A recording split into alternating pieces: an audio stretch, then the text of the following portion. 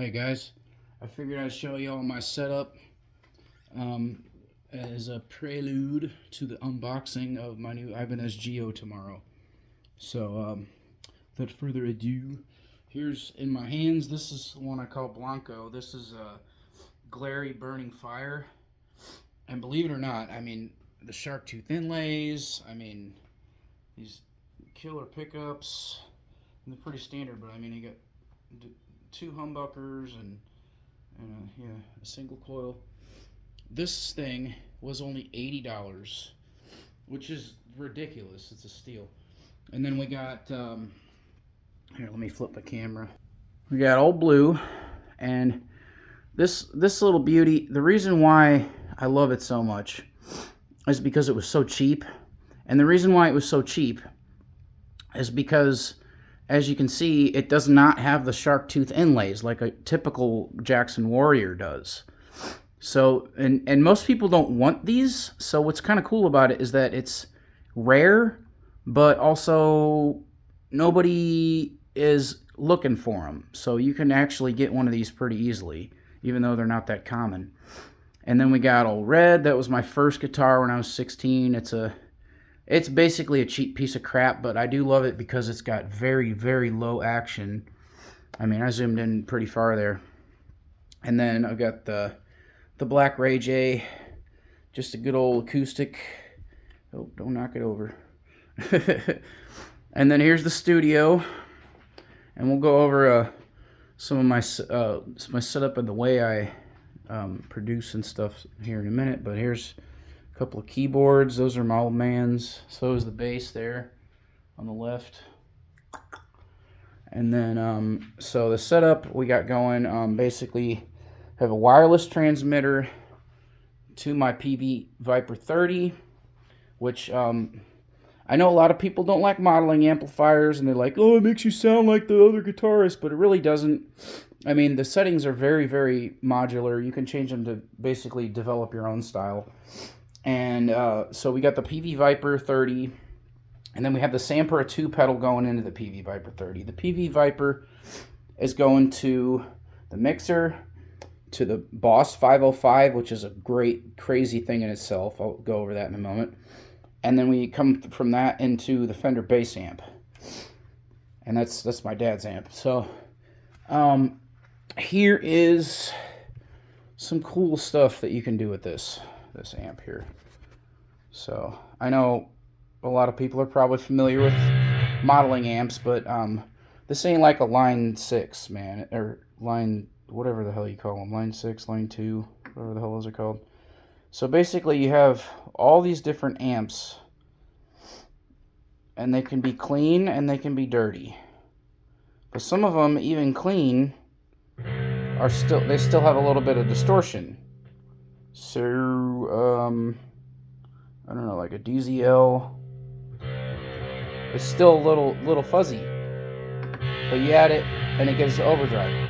So then we've got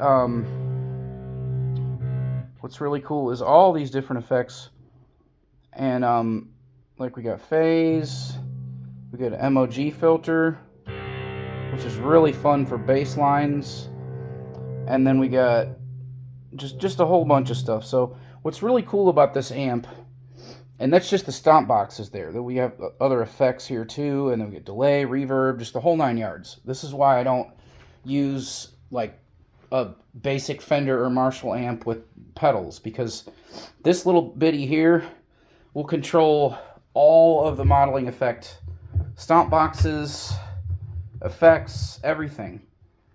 So I don't have to go over to that unless I am creating a new kit, basically.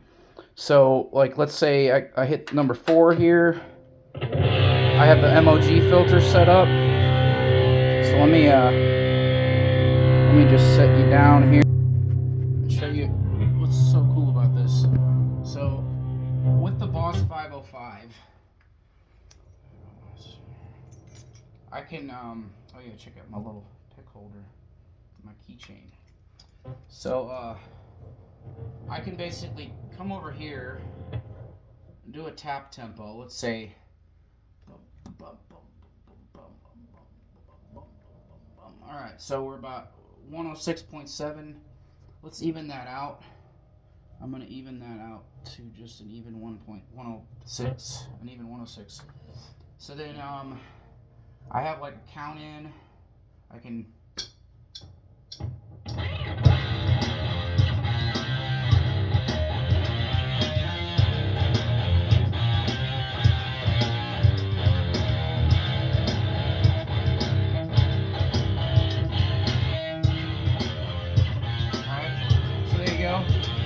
Now the next cool thing about this,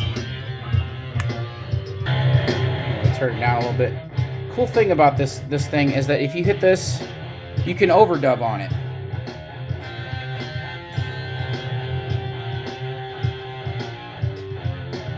So that'll come in. That I just did that, and you can have separate tracks. So let's say I want to, yes, there's that. Let's go over here, and what do I got on number 3? Oh, this is my harmonizer. I mean, dog, I got a full studio here. So let's do a little, don't drop the phone. Let's do a little soloing on top of this.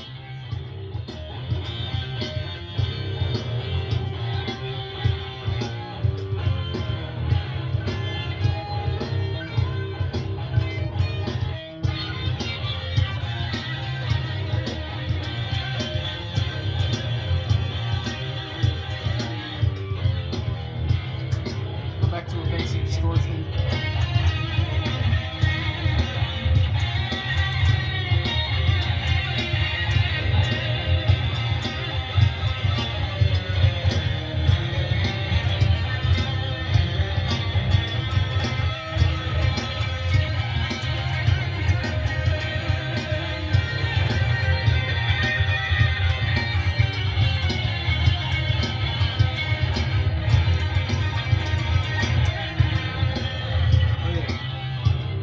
I could probably sit here and jam all day, but yeah, that's me set up, and let's go to the boss a little more here.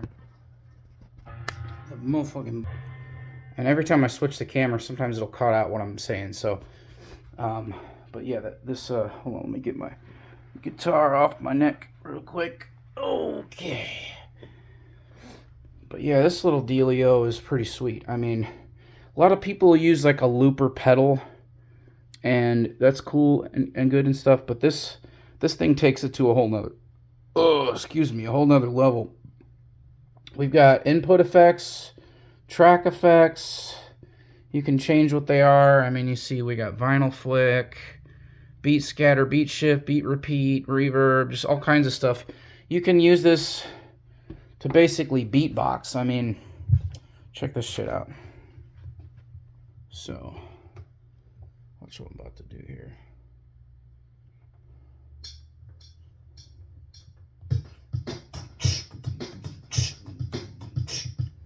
And I'm not that very good at this shit, but watch this.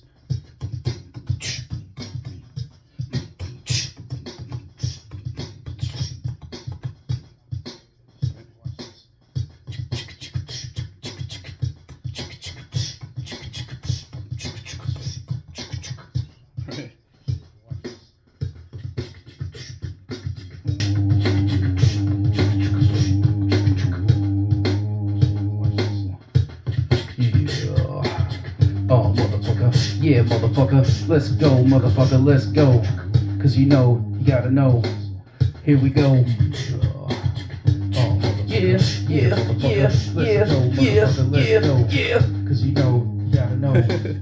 Here we go. See, I just basically overdub the shit out of myself.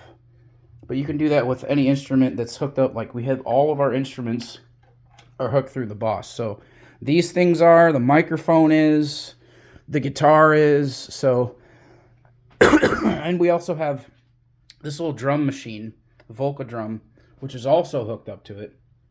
And what's really cool is this little MIDI cord makes sure that it keeps in tempo with what the Boss is set to. So if you change the tempo on the Volca drum, it'll change it on the Boss, which is sweet. But yeah, that's our little studio, and excuse the mess. I like to party. I just cleaned up all the beer cans, so. But yeah, that's the motherfucking studio, and I enjoy it. So hope y'all enjoyed it. And tomorrow we'll have an unboxing of the Ibanez Geo. All right, see y'all then.